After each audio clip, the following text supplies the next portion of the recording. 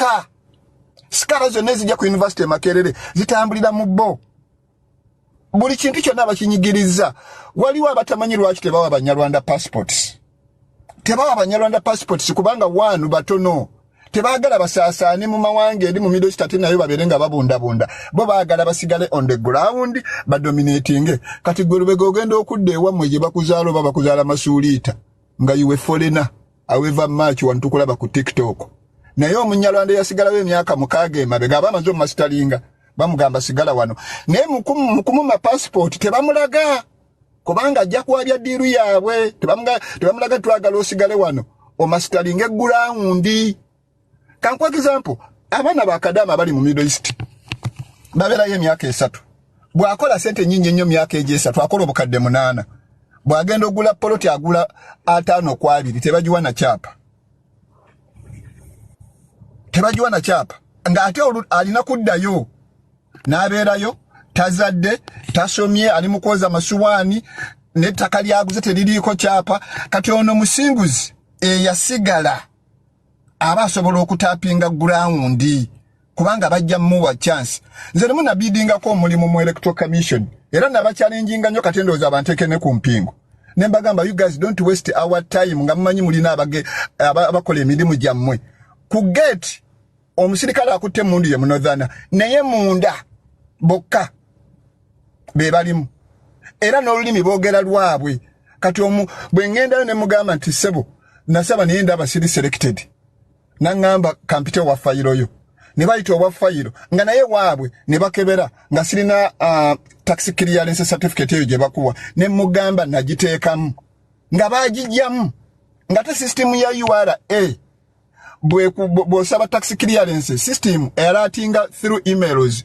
gwasabye n'oli gwe bagisabidde on behalf nti electoral commission yefuna nti bagidinayinze oba bagyapuluvinze ne mugamba bwe bateriimu mu fayiro lwaki ku email yo teyajjako nga kuyange yajja kakati obwo bwe buzibu bwe tulina nti abantu abatufuga goolo zaabwe n'omusingi muwanvu nnyo ate kyenjagala bannayuganda bategeere nti wadde mulaba nti batufuga mu mbeera eno naye part of Uganda's resources zifacilitatinga Rwanda bali batabani baffe mu 1990 abaddayo mu gavumenti y'e Rwanda bali bannayuganda nga tubalabanga bannayuganda tulowooza banyankole naye nga beeri bakwata ebyokulwanyisa ne bakwata eddagala ne bakwata kashi omukalu ne bakwata ne human resource amagye ne bagenda ne balwana tebasasulanga era tetumanyi tebakimena kumanya nti oba babangibwa because tubatwalanga batabani baffe kakati embeera na gye batunyulugunyaamu it's a deliberate campaign ne kofi gwe tulima mu Uganda bamukulosinga ne bamutwala e Rwanda ne muli baginga buto ne mu exporting nalabako olutalo mu UK ekizibu ekiriwo nti bannayuganda ku internet baagala bino bintu ebitabazimba ne emyaka nga 6 emabega waliwo omukyala eyaggulawo olutalo olunene munnayuganda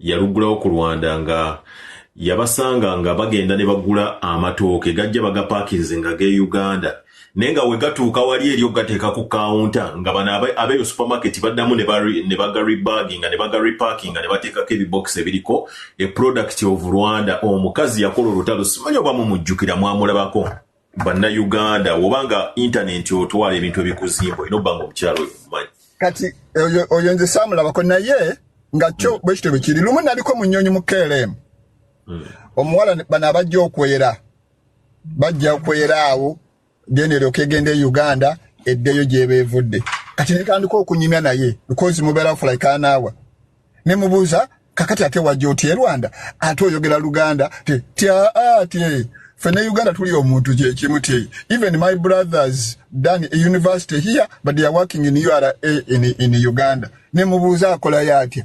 nangamba Munyarwanda weno naye akola mu URA Uganda ne mubuuza atya nangamba they are many in security they are many in whatever mwami magato kampeeko omuntu omulala no chance oyiseemu mu dakiika 3 nakuwa 5 n'ogenda 15 nsonyiwa naye abamu tulina obulumi nga tulaba tuggwawo mu mbeera ey'okutunyigiriza kale omulala ayogere ssebo.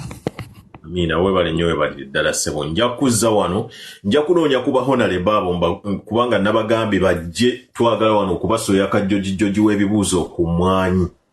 Kuba emmwanyi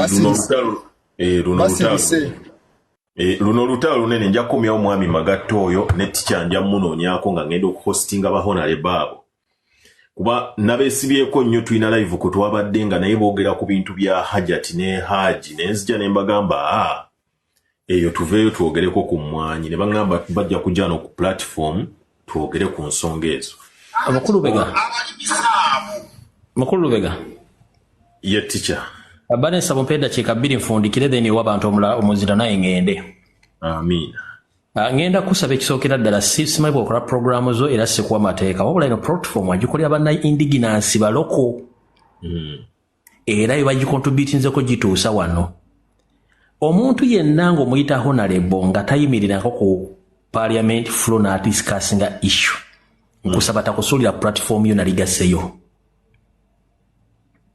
Bano abantu bamakinga platform yo kubanga byoteesa bye bawulira bali abayita ba Honorable tebalina kye bateesa okujjako ate okubaakinga gavumenti. Ekyo nkikusabye nga nze kuba platform ziyitako nnyingi nnyo. Bano abantu bano wano mu comment section bakoze platform yo so si ba Honorable. Nkusaba platform yo gireke nga yaba locals. Gwe fuuka speaker wa platform yo. Bali abasajja balina platform ze bagende bogereko emboozi zaabwe ez'obulimba. Nkikusaba se muganda wange.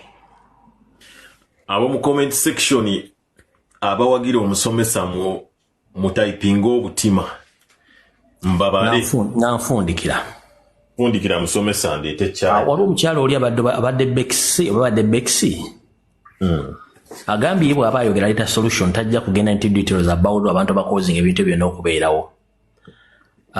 Mukyala Bexi yonna njala kutegeeza nti tosobola kwogera ku nkulaakulana ya ggwanga n'obusuubuzi nga toyogedde ku gavumenti n'abali mu gavumenti. Olw'ensonga be bayisa policies. Kati mu Uganda tulina ekizibu bakiyita monopoly. Ate ng'okimanya amateeka gasoma nti omuntu yenna ali mu gavumenti tateekeddwa kwenyigira mu business z'okulaba abantu ba bulijjo. Mu Uganda etteeka balivooneka ate bali mu gavumenti bakola business ezo.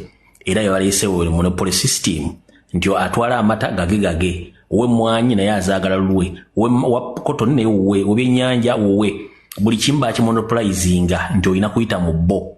Ate ne bajja baleeta ekizibu nti batandika n'okusosola mu mawanga nti gundi ne gwandi tosobola kukolagana nalyo mu business waki. Nze ngenda bagamba ekigambo kimu kiri bwe kiti nga nfundikira.